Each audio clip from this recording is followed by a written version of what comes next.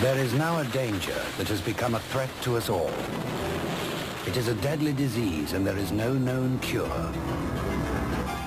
The virus can be passed during sexual intercourse with an infected person. Anyone can get it, man or woman. So far it's been confined to small groups, but it's spreading. So protect yourself. And read this leaflet when it arrives. If you ignore AIDS, it could be the death of you. So don't die of ignorance.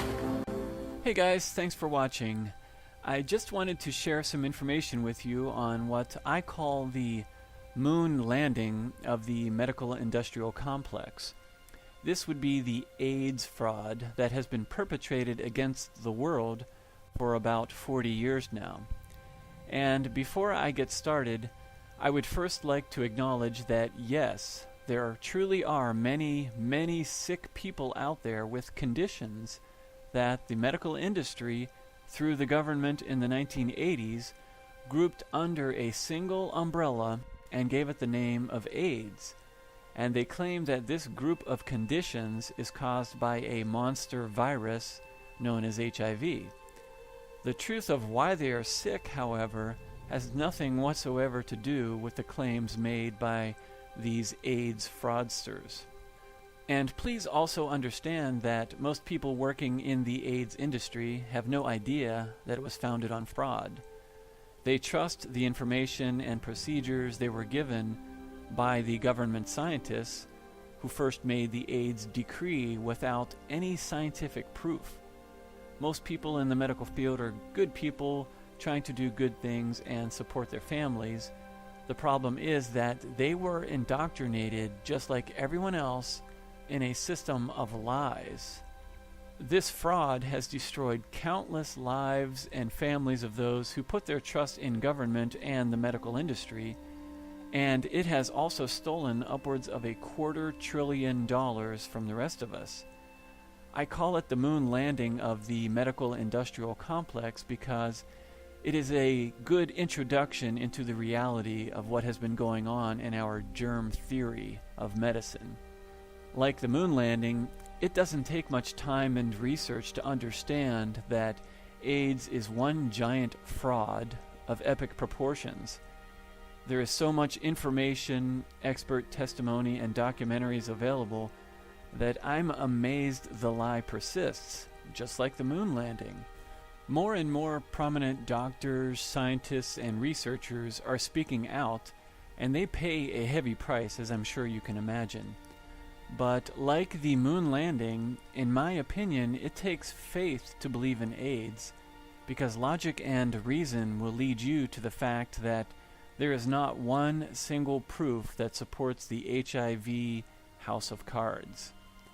Now, I would like to present a few clips from 3 of such individuals. First, you'll see Dr. Robert Wilner, a very knowledgeable and well-spoken critic of the HIV virus theory of AIDS.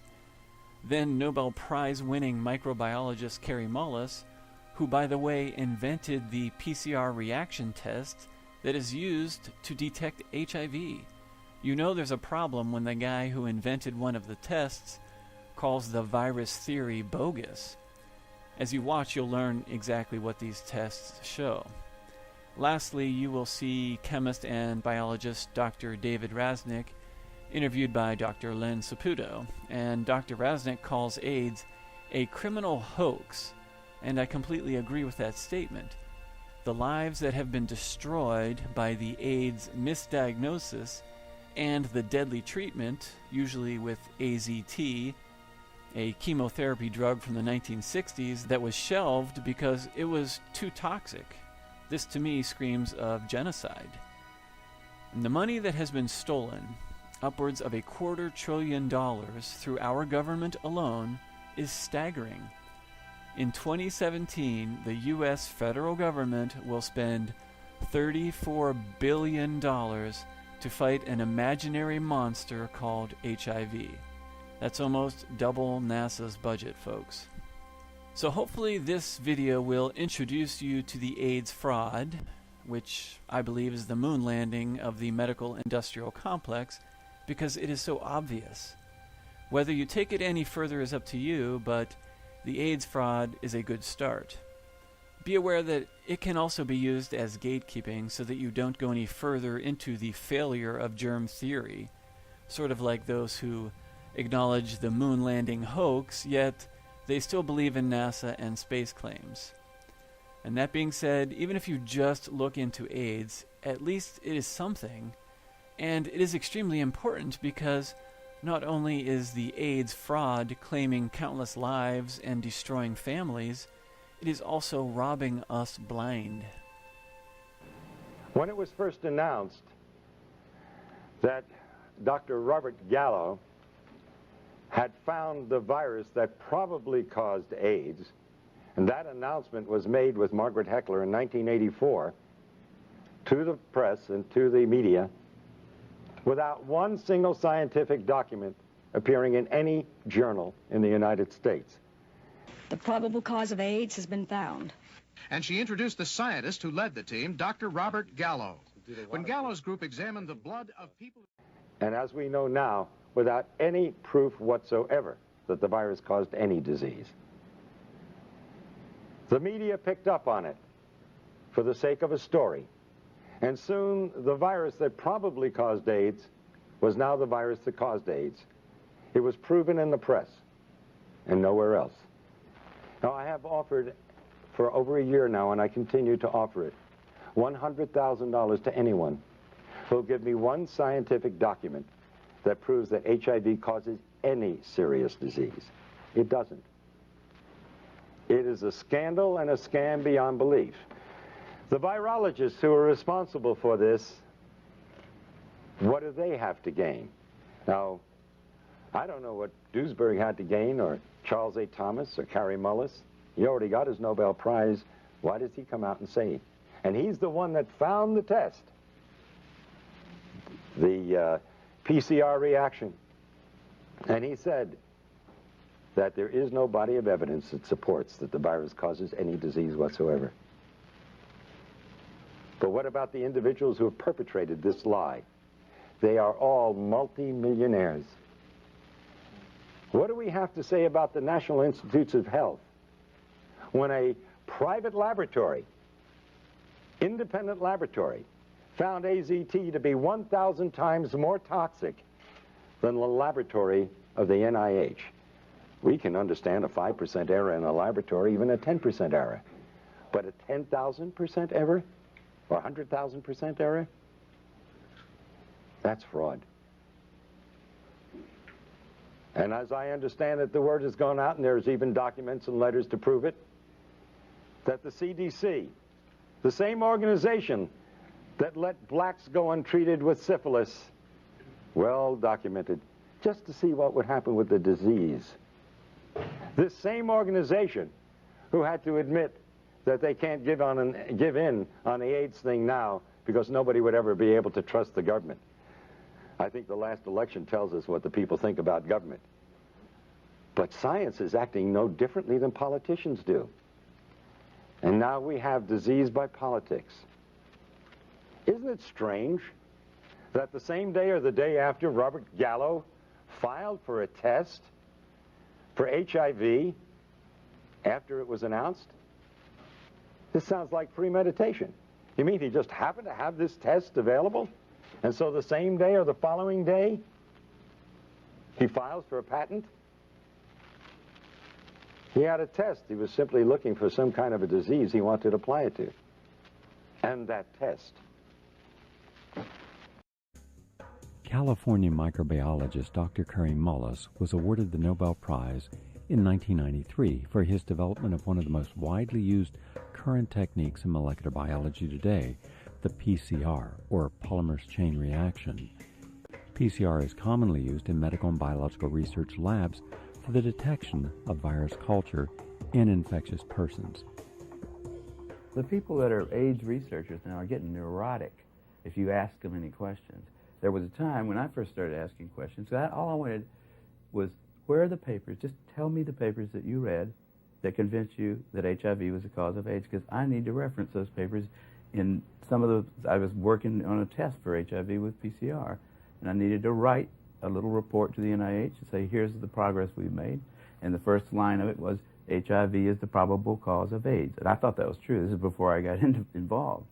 And I said, what's the reference for that quote? And I looked for it for about 2 or 3 years, and I never could find it. And by the end of 2 years, I'd ask everybody at every meeting that I'd gone to that talked about AIDS, I'd ask, you know, I'd look through every computer database. There is no reference. There is nobody who should get credit for that statement. And that's a pretty weird situation in science, where getting credit for a discovery is the most important thing in your life as a scientist. It's silly to hear people saying, you don't believe that HIV causes AIDS? You don't believe that? I mean, it's just a word, but it's a very, very important distinction. I think that you know, that's why, it's become a very emotional kind of thing, because people actually, they get personally committed to what really is a body of evidence that can be analyzed, you know, by lots of people. And at this point, there's so much of it out there, nobody can really analyze it, all of it, but nobody can write a review of it that says HIV causes AIDS because of this. You know, if a postdoc were to write a review of their literature that showed without much doubt that HIV was the cause of AIDS, that guy would be famous. Now, there's 100,000 guys out there who had the opportunity. Just 10 years has passed. We've been waiting for this star postdoctoral fella to distinguish himself forever and get a lifelong grant from Tony Fauci, but he hasn't shown up. No one has bothered to write a definitive review. Any journal would take it. That right there proves that HIV does not cause AIDS. 30,000 Russians who tested positive for HIV were then tested with another test that's supposedly far more accurate to confirm the positivity. And 66 out of 30,000 proved to be positive. That means that the test HIV is 99.997% inaccurate. You want to take a test that's 0.003% right? And you're going to rely on that? But that's what they're doing to people out there. They're taking a test that is not only invalid, it's totally misleading. In fact, when you get results like that, then I would say you're going to be more correct that if you're read as being negative, consider yourself positive. And if you're positive, consider yourself negative. And by the way, at the request of many individuals, I did go for a test a couple of weeks ago in New York City at the biggest clinic there that does more testing than anybody else. And the doctor who ran it was bragging about the fact that he did more. When I told him about the book I wrote, he said, shh, don't say anything. My patients might hear. Okay. I tested negative. And of course, Fauci said that you need, or when he was answering what I did in Cleveland a week ago, he said, well, he's going to have to stick himself 300 times to transmit the virus. Where are you people in the press? 300 times to transmit a virus? You cannot have an epidemic under those circumstances. If you can't transmit it by blood, you certainly can't transmit it sexually, unless you're into real sadistic acts during sex. I don't know how much blood you want to draw. He gives you the answer to the test in 15 minutes. So it's quite a racket. And by the way, it's very interesting because that you asked the question, because you see, I was in a quandary as to what possible purpose could this serve. If you have a test that's 99.997% inaccurate, what are you proving? You would treat somebody with a deadly drug on the basis of a test that's totally worthless. And by the way, let me point out that a research group in Australia in the past year have stated that not only is the test completely inaccurate, it's totally nonspecific. Yeah. That you could be positive if you had the measles, if you had the flu, if you had a flu shot from your doctor, or if you had any one of 100 diseases. Let's look at the scenario. This is serious business. Yeah. Somebody gets the flu, or gets a flu shot this year. But so what you're finally suggesting is that the man that this prominent physician in Greenwich Village, he in fact said, don't tell anybody about this because I'm making money off of these tests? Are you finally saying to people, don't get tested? I am saying absolutely do not get tested. Would you advise anybody to take a test that's 99.997% wrong? And you're saying that... That's insanity. And by the way, when I said to this physician, when he asked me why I was there, and I told him I was a doctor, I said, because I'm in a heavy risk group. He said, aren't we all? And laughed about it. Because everybody knows that the medical profession sticks itself all the time, and the only individuals who are going to die of AIDS who are part of the medical profession in any way, shape, or form are those who are taking AZT or other drugs. A drug that was discovered in the 60s as a chemotherapeutic drug for cancer and was shelved because it was too toxic to treat cancer. A drug worse than cancer is being used to treat people who are immunosuppressed. But did anybody here bother to look at the insert, the paper that comes with the drug? It's a DNA terminator. It means it is a terminator, just like the movie. It terminates life. You terminate DNA, you terminate life. And they talk about side effects in the insert.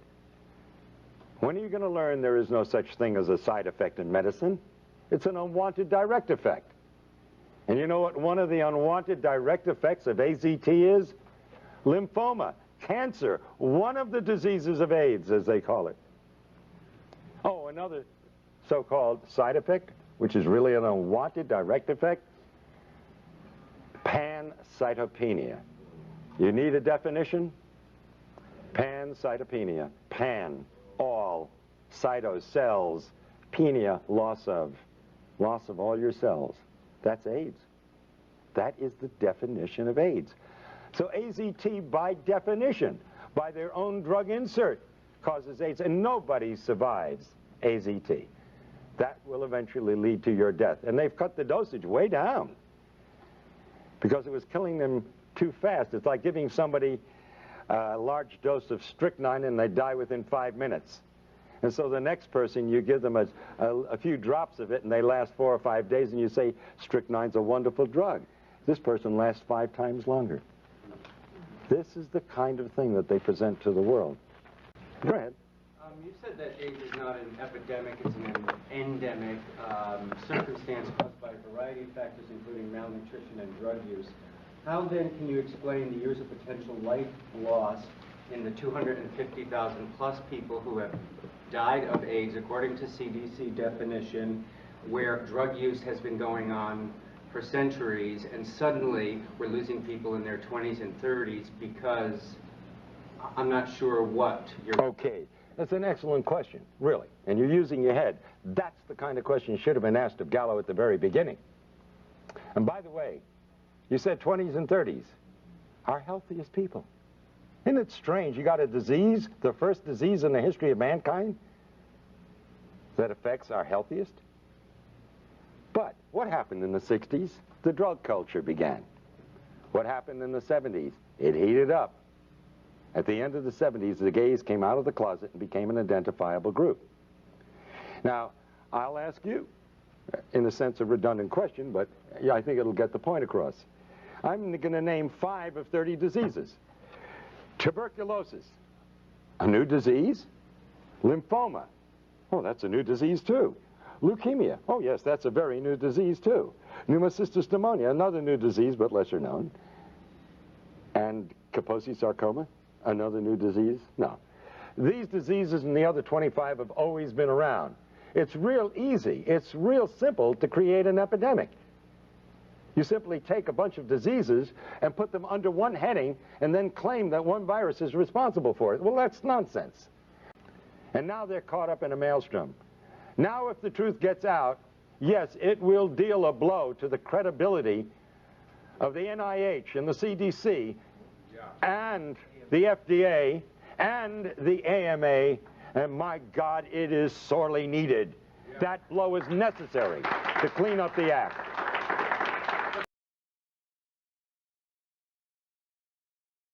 Spirit and mind are wonderful things. What you're saying is true. It's a sentence of death for most people.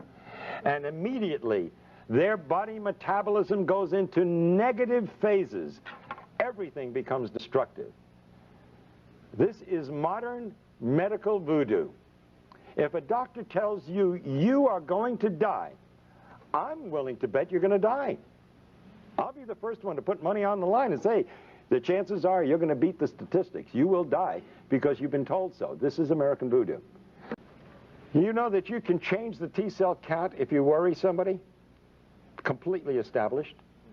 I worry about these individuals who go in and get these T-cell counts one after another,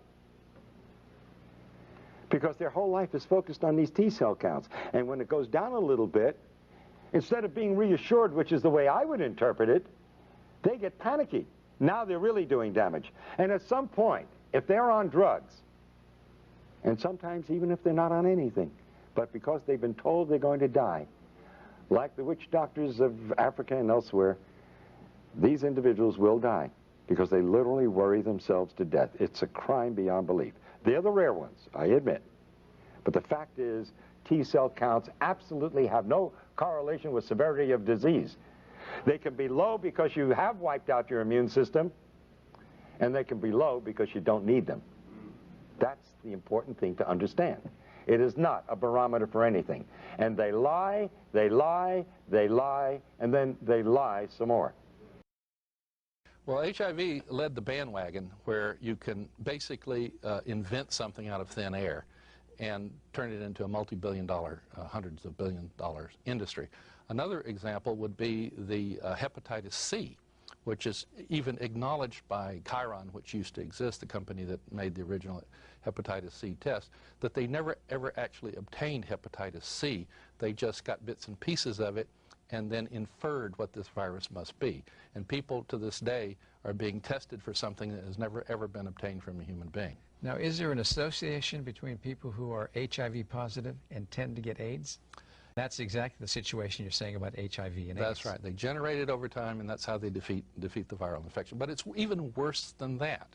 The inserts that come with the antibody test for HIV say explicitly in there that they have no reference standard to determine whether or not the antibodies that they detect positive in the test actually have anything to do with HIV. They don't even know if those antibodies are really from HIV because they have no reference standard. Well, how did we ever get to a situation then? This is not making any sense. How could a logical physician or the whole medical profession come to the conclusions based on no evidence? Or that's probably a question you want to ask me. I don't know. Well, I mean, I've asked myself that too, because when I was a young scientist in my early 30s, back in 1980, when this whole AIDS thing popped up, I was eager to get on to it, work on it like every other scientist that I knew. It was such a bizarre thing. You know, it was all these weird diseases I'd never heard of in my life were occurring, popping up exclusively in gay men. I mean, that's strange. I thought it was my Andromeda strain, you know, at the time, and I wanted to work on it. But I learned years later that the Centers for Disease Control had actually accurately figured out what AIDS was as early as 1982. They had discovered that it was a drug disease, that the reason that these AIDS diseases, these immune deficiency diseases and other diseases, were the direct result of chronic use of recreational drugs, amphetamines, poppers, heroin, cocaine, and things like that. Okay. How that changed was by decree at a press conference on April 23rd. By decree? By decree. There's a scientific approach. I, the king, now say it's this way, so therefore it is? Yes. Is that what you're saying? I remember it very distinctly because, remember, I was a scientist eager to know. I'd spent about 4 years wondering how I could apply my talents as a scientist to work on AIDS. But nobody really understood in the scientific world what was causing AIDS. And then on April 23rd, 1984, Margaret Heckler, the Secretary of Health and Human Services, brought out Robert Gallo of the National Cancer Institute and said that he had discovered the probable cause of AIDS. The very next day, they deleted the word probable. And Robert became a fact. It became a fact. Robert Gallo applied for a patent on his HIV test that very day. The federal government got behind it. Now the federal government, we taxpayers, as of This year, because of the latest legislation for the PEPFAR program, which had just voted in another $48 billion for African AIDS, we have now spent $250 billion, $250 billion on AIDS. American taxpayers have, just not the drug companies, not volunteer organizations, but the federal government has spent this money. The probable cause of AIDS has been found. And she introduced the scientist who led the team, Dr. Robert Gallo. When Gallo's group examined the blood of people... Wow. And they have not saved the first AIDS patient. They use that fact to advertise more money to do AIDS research and to warn people about safe sex and condoms and things. Before you go on with this, I want to just substantiate what Dr. Rasnick is saying. He's saying that the literature that we have, the medical literature, the scientific literature, is no longer believable. And it's not just him saying it. Marcia Angel, who was a physician and chief editor of the New England Journal of Medicine, Catherine DeAngelis of the Journal of the American Medical Association, Ushma Anil of another major medical journal, have all quit their jobs and said they are disappointed, disillusioned, and can't believe the low quality of material that's coming across their desk that's published in their journals. And it's because of other factors. There are people who have an axe to grind, who have a mission to accomplish, who have an ulterior motive to be able to get their point across. So if a pharmaceutical company, for example, is doing a study, they're going to make it look the best they can. They're not going to invest $500 million, okay, in a study and come out and say, don't buy our drug, it sucks. So we're seeing a lot of that. So what you're saying is no more than a reflection of what they are saying, and you've personally experienced that. Yeah, and more people are. It is such an obvious problem now that many of the mainstream people are speaking out. Even the physicians are beginning to question. Yeah, and look at the direct-to-consumer ads and all the problems that come with that. The HIV kids. Yeah. Okay, these are kids that are HIV positive. Right. They're healthy. Yeah. If the parent won't follow the advice of the doctor and give them the AZT drug, Child Protective Services comes in and says, we're going to take the kid away from you. Yeah.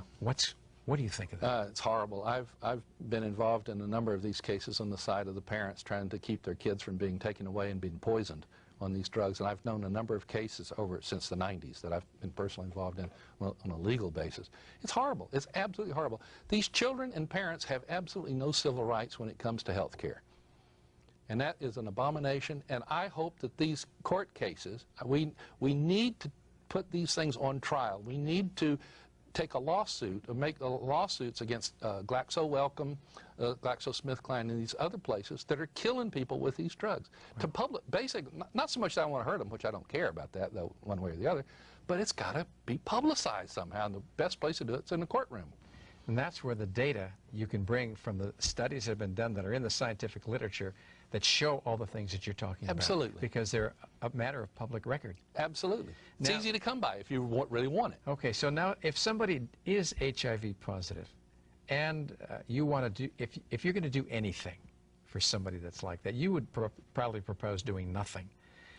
But if somebody comes to you and they have even acquired immune deficiency syndrome, they have AIDS, how would you propose treating them? You use lifestyle things? You support them? I mean, I tell you what, we've only got about a minute or two left. So I don't know how you're going to do that. I'm not a physician, but I know one thing. But you know a lot about this. I know a lot about this. I would treat symptoms, you know. I mean, if it's malnutrition, feed people. That's what we did in South Africa. It works like magic. It's amazing. They get better, really, right before your eyes almost. You don't treat them with toxic drugs. You don't. I would tell people, I'll even make it even more blunt. We need to outlaw the HIV test. We need to outlaw these tests. They're horrible. They kill people. The tests kill people because then they go on and they take the drugs and the drugs kill the people. Nobody, I would say nobody should take an HIV test. They should refuse every opportunity or any pressure to take an HIV test. Can anybody force you to take an HIV test? You can if you're in jail, for example, and they've tried to make, in some states they force, it's on a state-by-state basis. And anybody who's ever had an HIV test, totally forget about it. Erase it out of your mind if possible. Now, if you can't, then the HIV test is so unstable that the result depends on what day you take it on, where you go, even, and who looks at it. It's totally arbitrary. So it might be negative one day and positive another. Exactly. So if you're positive and you really, really want a negative, just keep taking test after test until you get the negative, and then use that result. So these drugs then that are using to treat immune deficiency are actually causing it. Is that what you're saying? Yeah, they weren't actually designed to treat immune deficiency. They were designed to kill HIV. Okay, that's what I meant by that. Right. Okay. Assuming that HIV is destroying the immune system. However, as you mentioned, AZT, DDI, 3TC, D4T, and all these other nucleoside analogs were developed in the 1960s as chemotherapy for cancer, No physician would prescribe cancer chemotherapy for the lifetime of the patient. They would be taken up on charges for malpractice, because the chemo will kill the patient if they stay on it for life. Right. But yet, if you're HIV positive, if you happen to have antibodies that react on the Abbott Laboratories test or whatever you call HIV positive, the standard of care is now to give you these drugs for life. Wow. And these drugs can kill you. In fact, they do kill you. And since, I think, the late 1990s, the leading cause of death among HIV-positive Americans is liver failure. Right. Caused by the drug. Caused by these drugs. And now, since, again, about the mid-1990s, there's a new problem. The AIDS establishment is sweeping this under the rug, and they're giving it a new name. They're calling it IRS, for Immune Reconstitution Syndrome. That's as bad as IRS, Internal Revenue Service. Yeah, that's easy to remember. And these drugs are causing exactly the same AIDS-defining diseases that the CDC came up with in their clinical definition of AIDS. What makes them called IRS, or Immune Reconstitution Syndrome, and not AIDS, is because these diseases now only pop up after people start taking the antiretroviral drugs, on weeks to months. Wow. They're exactly the same diseases as AIDS, so instead of calling them drug-induced AIDS, they're called immune reconstitution syndrome. Well, that's sweet. That just avoids. And it's a huge literature on this now, and whole conferences are devoted to this problem. Now, this is interesting, because maybe most of the doctors don't read the medical literature and do it seriously, and they do kind of what everybody else in the profession recommends, because those are the standards of practice in the community. But the pharmaceutical companies know this. Yes, they do. Because they make the information up. So does the NIH. CDC must know it. They do. Okay, and yet they're perpetuating this myth. Right. Anyway. Well, okay. You know why it has to continue? I think I do, but you say it. But I'll say it. All a person has to do is imagine, just imagine that what we are talking about here is true. Yeah. That AIDS is not contagious, it's not sexually transmitted, it's not caused by HIV. The anti-HIV drugs are killing people and causing AIDS-defining diseases. Wow. And on top of that, there's no such thing as an AIDS epidemic in Africa, and we can talk about that. That's another subject. That's another subject entirely. Now, if all of that is true, we spent $250 billion on this bogus blunder, this biggest scientific medical mistake of all time. The germ of lies, huh? Germ of lies. The title of your book. Right. Then what is the likelihood that the directors of the National Cancer Institute, the National Institute of Allergy and Infectious Diseases, Secretary of Health and Human Services, or any president of the United States is going to say, "Oops, folks, sorry, we made a mistake"? Yeah, right. What is the likelihood of that happening now? Well, I guess it's not too good, because it hasn't. The CDC actually, when Peter Duesberg had his article back in 1987, in Cancer Research, where he critiqued the whole thing about retroviruses in general, HIV in particular, and how they could not cause any disease. The CDC, Peter was able to lay his hands on an internal memo that was going around that said if this got out and the public knew about it, nobody would ever believe us again. Right. That's it. That's basically it. It's not even about money anymore, really. It's about face saving. It's about the whole infrastructure or edifice of the healthcare system in the United States, possibly the whole institutional form of government, would be seriously undermined by the fact that this huge $250 billion mistake was allowed to happen, and it's continuing to happen, and the people in the government know it.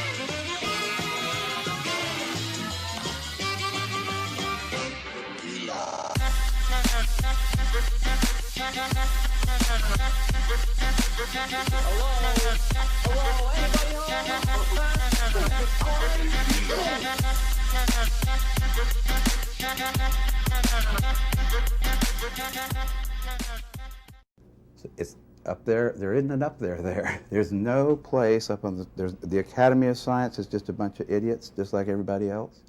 You know, the editors of journals, austere journals even, they're just busy with their little lives and stuff. There are no old wise men up on the top making sure that we don't do something really dumb.